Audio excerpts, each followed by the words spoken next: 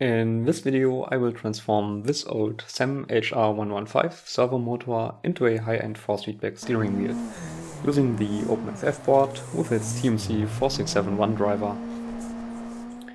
The idea of this build is to make a compact and mostly portable demo setup, so we will try to mount everything directly to the motor, from the controller to the power supply and all the cables. Well, as much as possible. I will show you all the connections and setup procedures as well. Well, at the time of this video, as the setup may be a bit different in the future. This video is sponsored by JLC PCB, who also made this batch of OpenFF boards. You can get your own FF boards made at JLC with partial assembly, with the files in the Git linked in the description below. Compared to the old board, the new one now has corrected labels on the encoder and PWM headers, which were incorrect in the old version.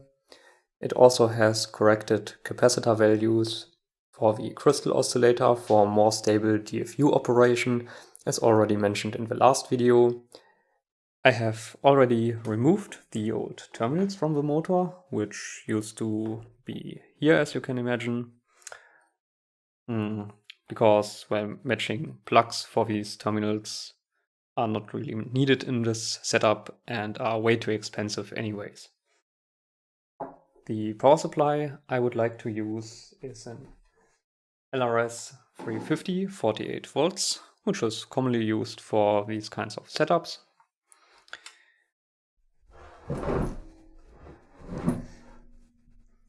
And because it's pretty much exactly the same height as the motor, I would like to mount it directly to the side, kind of like this. We will figure this out a bit later. Some time ago I've made a laser cut bracket to hold the power supply, but I think we will not use it this time. Maybe figure something out to mount the power supply to the existing screws on the motor. One thing we have to take care of is that this motor also contains a brake, which means we cannot turn the shaft unless it's powered or removed. And this time I would like to try and control the brake automatically with the enable pin of the driver, because this is a 15-volt power supply. You need 15 to 24 volts to disengage the brake.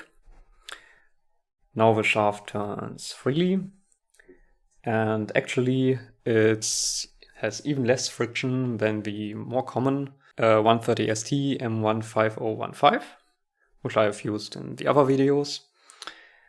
So I would say this should be a pretty smooth setup in the end.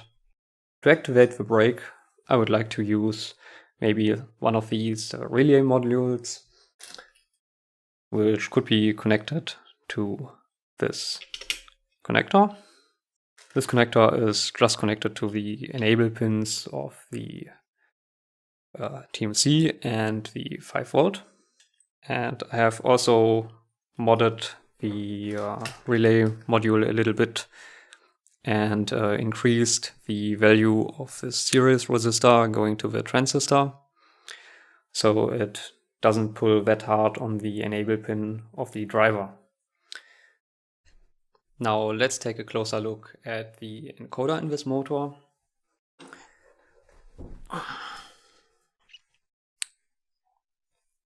The position feedback encoder is in Heidenhain EQN1325. Let's see if it shows up on camera.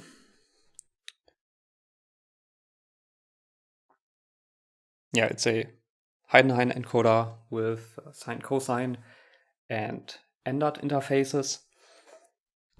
NDAT is a digital encoder interface, but we will just use the analog SYNCOS interface, as this is directly supported by the motor driver and should give us the best performance right now. Being a sine cosine encoder with 2048 phases per revolution, As already said in the last video, this will give us an insanely high resolution. And because the encoder is also used as a source for the electrical angle for commutation, the higher the resolution of the encoder, the smoother the motor should theoretically feel in the end. Don't mind how crusty this driver looks. I did some debugging and soldering with it. But let's take a look about what kinds of encoders you can connect to it directly. You have an analog encoder input, the digital incremental ABN encoder input, and also a Hall input. The Hall input is normally not used, but it can be used as a very low resolution position source. The incremental input is, for example, used with the Miege servo I have shown in the other videos, which has an incremental encoder. And this time, because it's a sine-cosine encoder, we have to use the analog input. On the analog input, you can connect sine-cosine encoders and three-phase encoders, both differential and single-ended. When using single-ended encoders, you have to set these jumpers, which then connect the negative inputs marked N to a 2.5 volt reference. When viewed from the bottom, the leftmost pins are ground and 5 volt and used to power this encoder. Then we have negative on the upper side and positive on the lower row for sine. And in three-phase mode, the W phase. Then we have the cosine or U phase. And the last one is the V phase in three-phase mode, or a zero pulse in sine-cosine mode, which is not used with this encoder.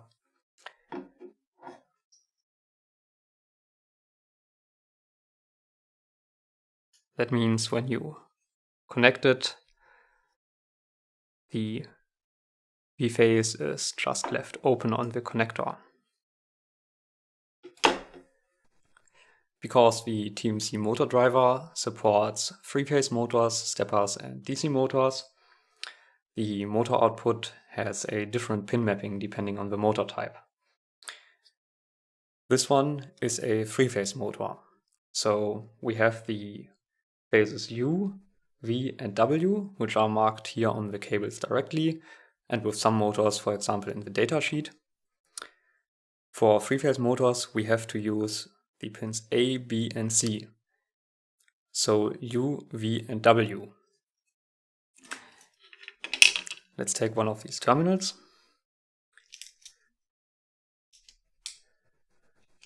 And connect it. The pin D will be left open in the three-phase mode. Don't connect anything there, and definitely don't connect earth because it's connected to a half bridge. And if for some reason the high side would switch on, you would short out the power supply. So just leave it open. So now when we connect this motor, it should look like this. A stepper motor, for example, would use all 4 of the pins. So here in the background, this is a stepper motor, and which is a two-phase motor with 4 cables. First phase is between the pins A and B, and the second between C and D. This will also be written somewhere on the motor or in the datasheet. So that means a stepper motor would be connected like this. When connecting the power connector with the power supply and braking resistor, you also have to be very careful, because you should connect the power supply as shown on the PCB between ground and VM. PB plus is the internal voltage rail of the motor driver. VM has a diode between the terminal and the internal rail, which would be PB+. So there is no backfeed when the motor breaks to the power supply, which would cause an overvoltage condition on the power supply. With a battery, you could connect it directly between ground and PB+. But we are using a power supply, so we have to use a braking resistor and the VM terminal. The braking resistor is connected between PB+ and PB-, where PB- is switched by a MOSFET to ground and would activate the braking resistor. Means a correct cable would look like this. We have an XT60 plug on this side, where I've used the white cable as ground, and this is the positive. And connected to the motor driver, you see the resistor is between PB+, PB-, and the power supply, VM and ground. So let's try to power up the motor.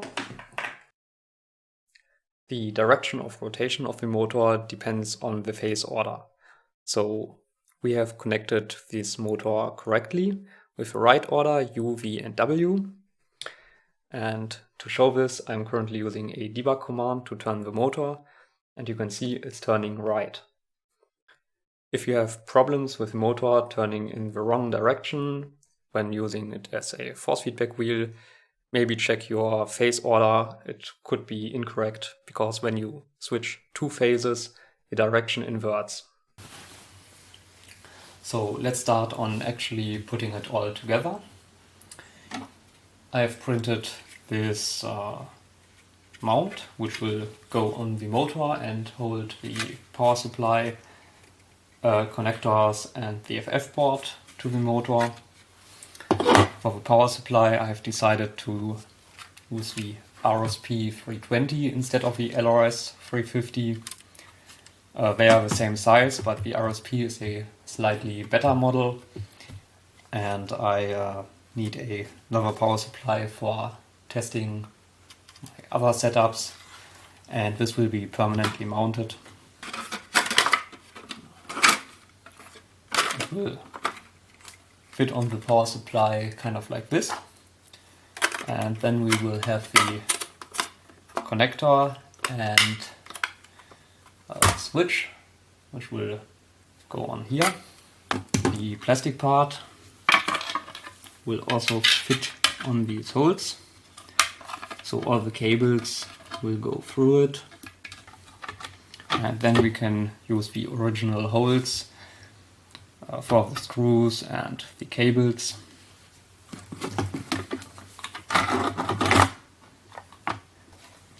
And the FF board will mount to the motor with these holes. I made sure that the holes are over these ridges in the motor, so it can be mounted flush and we still have some space for the screw heads.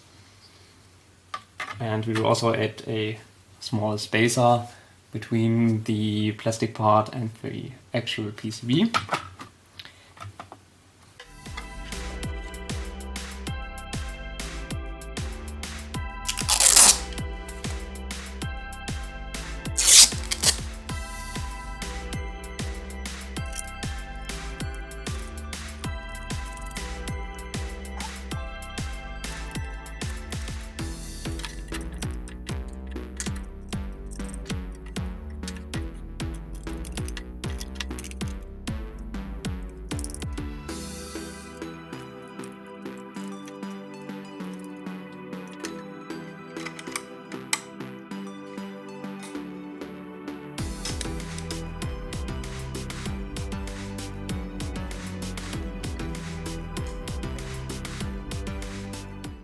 Now with the FF board mounted to our 3D printed part, we are finally ready to put it all together. I have also made a few cables with XT60 plugs for connecting the power supply and the FF board, and assembled the C14 mains connection.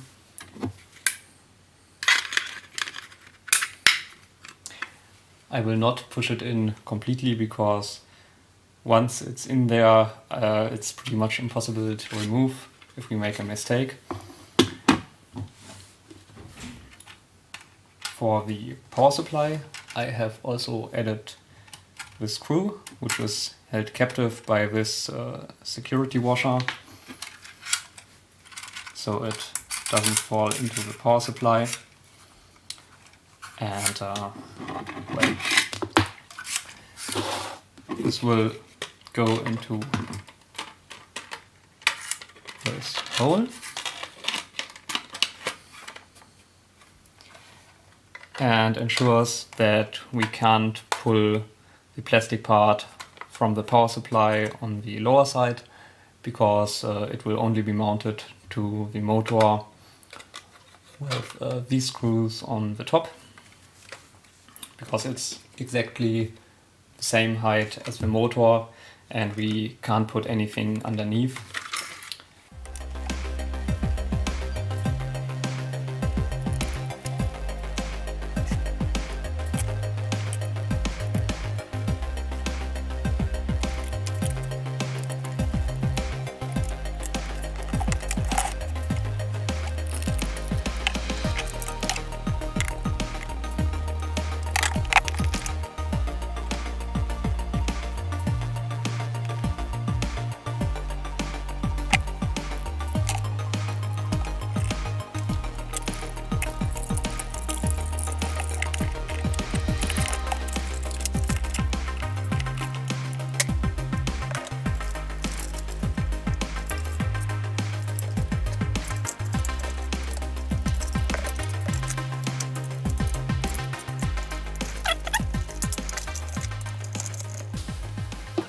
Okay, so now I've finished the wiring and checked it. I also have a cable for the DC converter for the brake, XT60 connector for the FF board, mains connection is internally connected, and I would say we can try and mount it directly to the power supply now. Will be a bit tricky to get a nut on here, but I will do it off camera for you.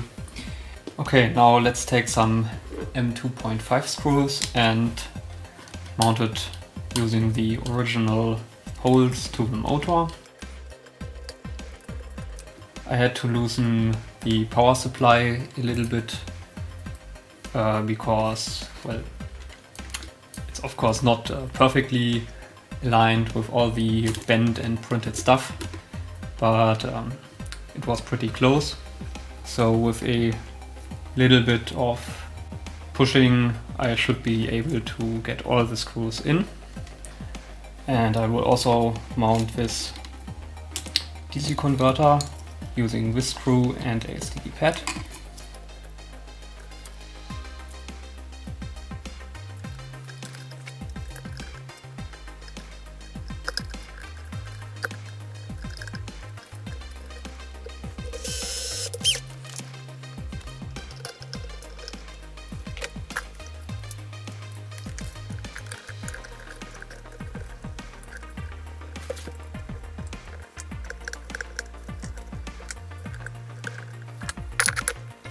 Now the only thing left to do is put on the cover and see if it works.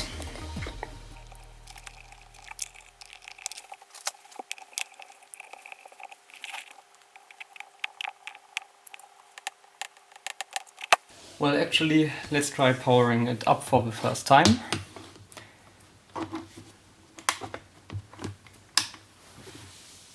Let's plug it in.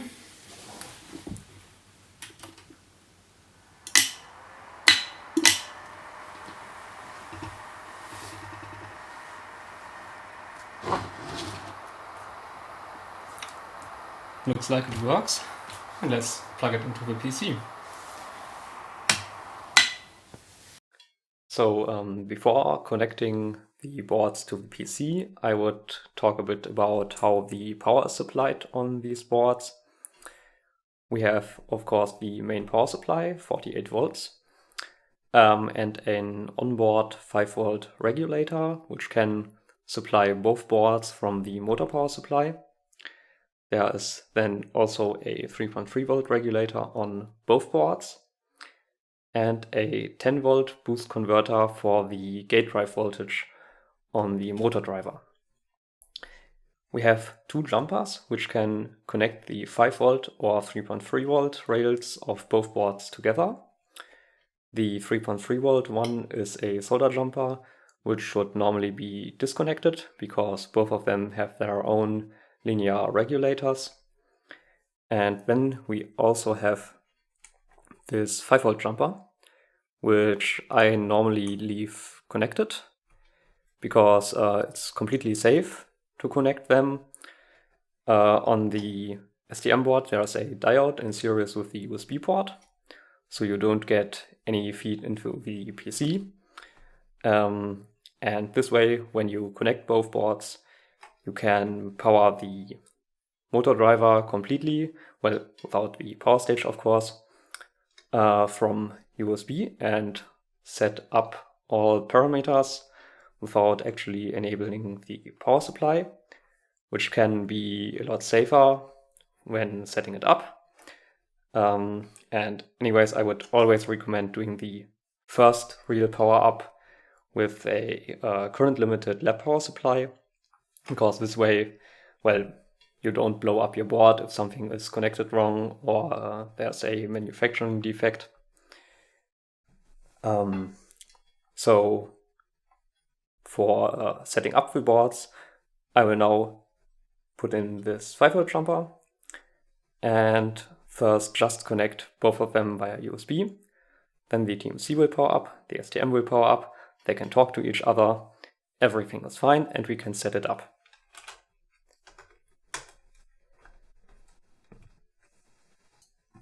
So I have now connected the board via USB.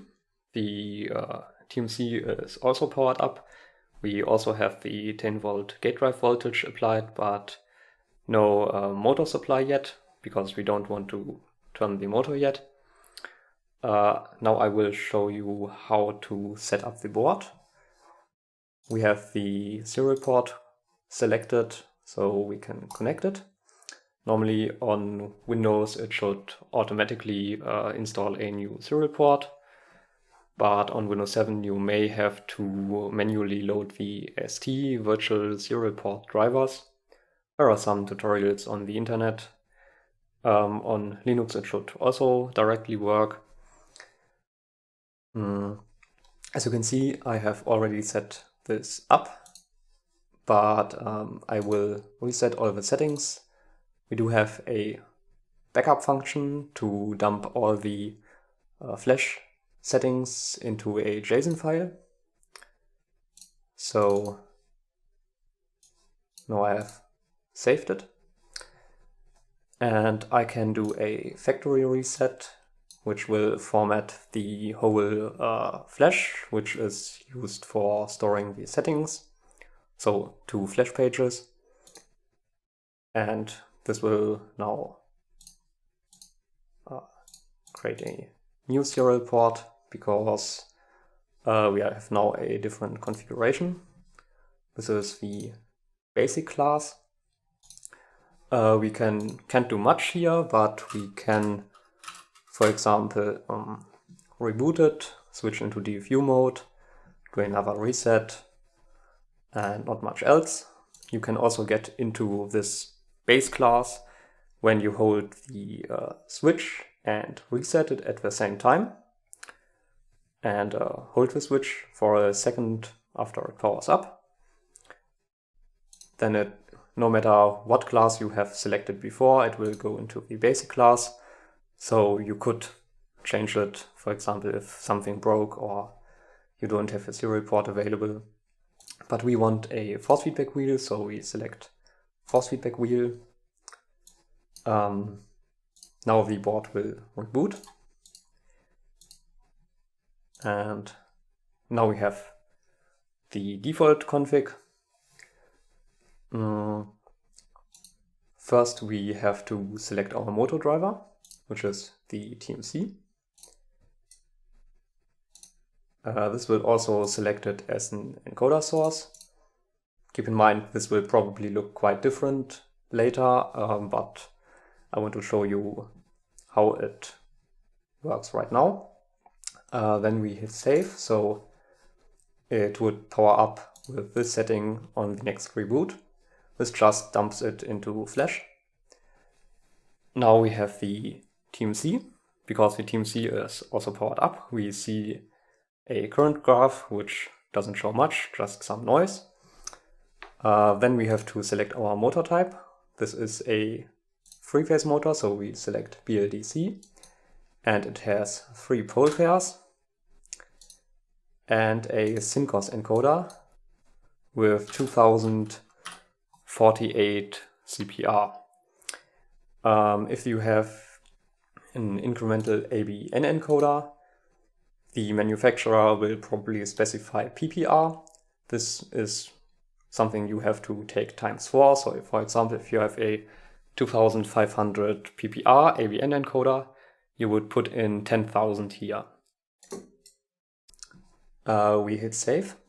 So when we power it up, it should have the settings again. We keep the power low for now, and then we can try to power it up for the first time. Okay, so now I have connected the power supply and rebooted the chip.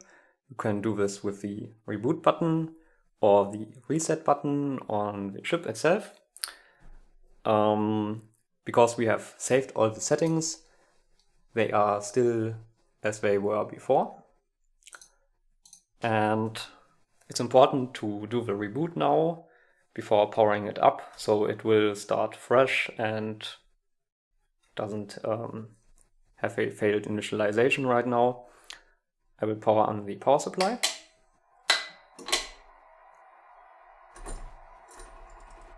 And as you can see, the motor shaft moved a little bit. It has released the brake and initialized the encoder, because this is not an absolute encoder, and we currently don't have support for absolute encoders yet. It has to do a pulse to align the electrical angle, the phases of the motor. So the rotor is exactly lined up with the angle where the encoder thinks the rotor is currently.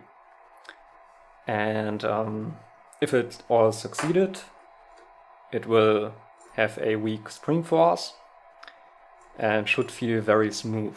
There shouldn't be any notchiness, and if, for example, the motor tries to repeatedly do the init, you have something connected wrong or set up incorrectly. For example, maybe the pole pairs or the CPR is not correct, or maybe the mechanical alignment of the encoder is also not right. It has to be very precise. This is normally not a problem for board servo motors, but if you add an encoder yourself, for example, to a stepper motor, then it's very likely that the alignment is not perfectly right the first time. So you could, for example, increase the power. This is the overall scalar, the peak power this driver will put out. And we also have the idle spring effect.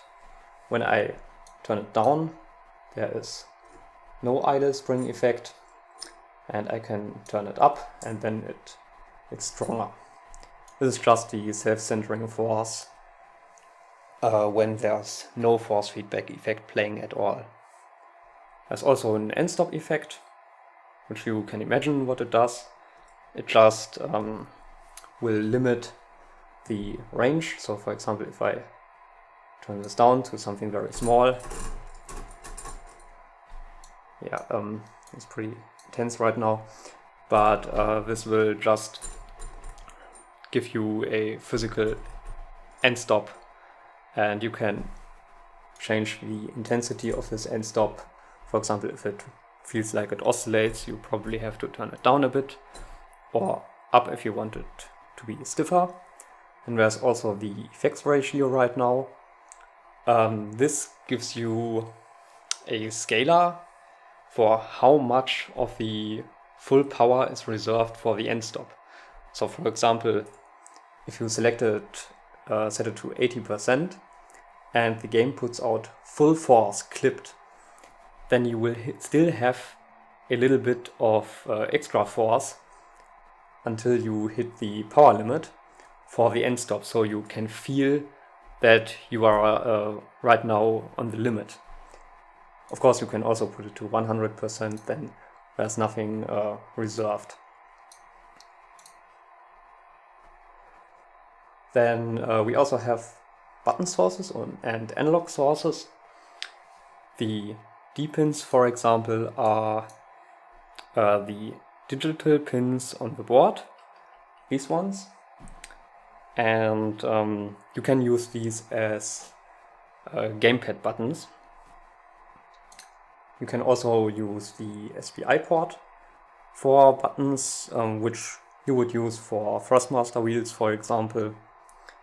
And also the shifter. I will use the shifter and not the other sources. And then you also have analog pins, which are analog inputs you can use for pedals, for example. There's also an auto-ranging function, and you can enable or disable certain pins. Because, for example, the shifter uses 2 analog inputs and 1 digital input, so I would disable the pins which are used by the shifter. So I'm using the G29 shifter again, and I will show you how to connect it and set it up. First we will have to enable the shifter analog source, where we now also have a preview of the positions, because this is basically just a 2-axis joystick, and depending on the position a gear is calculated. We have to select the X and Y channels, which we are using to connect it to. We have channel number 6 and 5, which are the analog pins 6 and 5 here on the board. And we also need a reverse button, which is connected to pin number 1 right now. You can get the pinouts of this shifter very easily, but it of course depends on what shifter you are using. So you may also have to tweak the thresholds where the gears are decided. So I will also enable the digital pins, so we can take a look at the reverse button. As you can see, pin number 1 is the reverse button and it's currently pressed.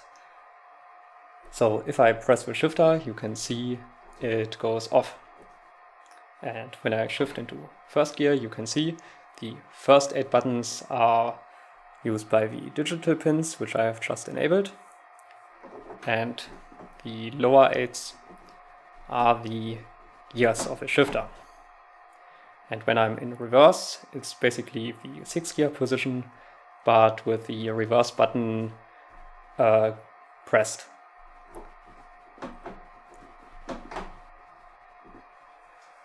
So of course I don't want to see this, so I could in theory just disable this. And now it would move down 1 button and I don't see the reverse button, or I will just completely disable the digital pins because I'm only using the shifter.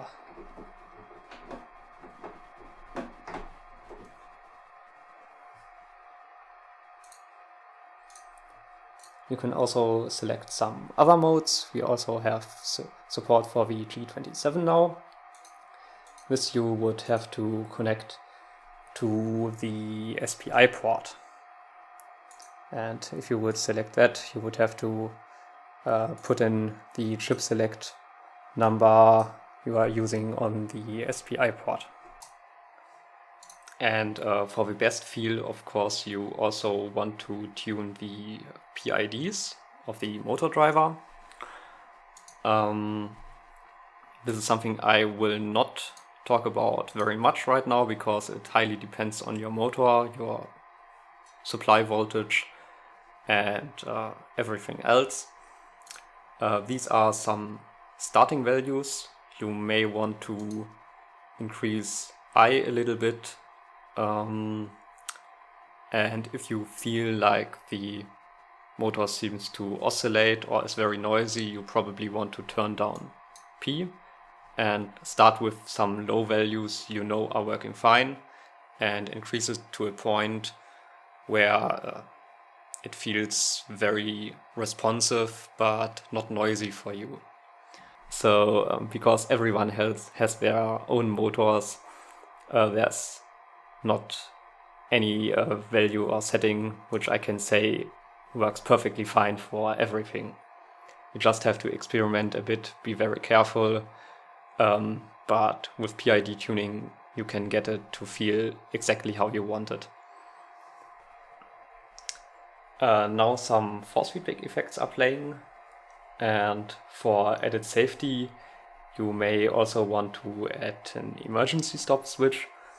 So for this we have an e-stop header where I will now connect the switch, and when you hit it, it will immediately stop the motor driver, turn it off, and in this case also will pull the brake, so the wheel is completely locked and turned off until you reset the whole board again.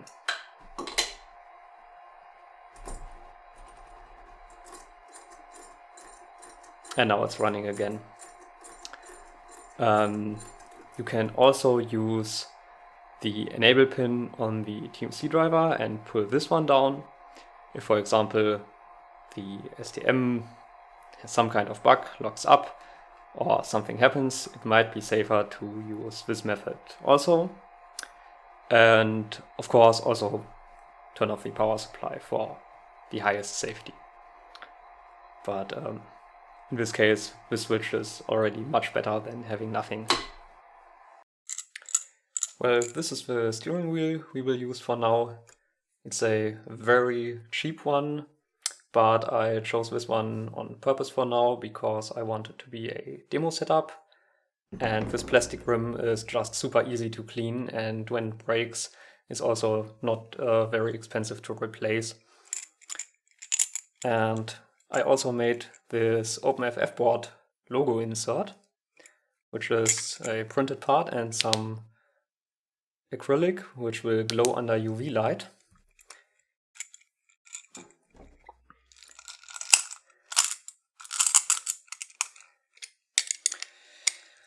Now I will just tighten those screws and show you how it looks when it's done.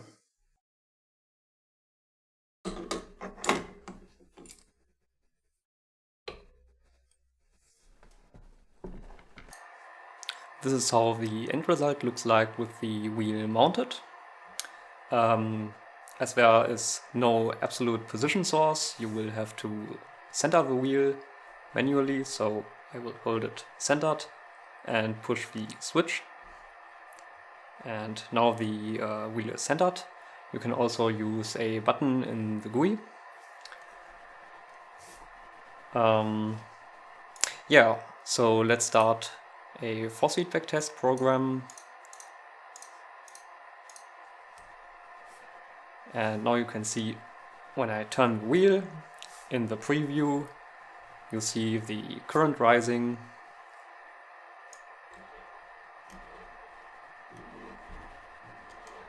And because it's a pretty fast motor, the reaction speed is also extremely quick. And I would say, let's do some driving and see it in action.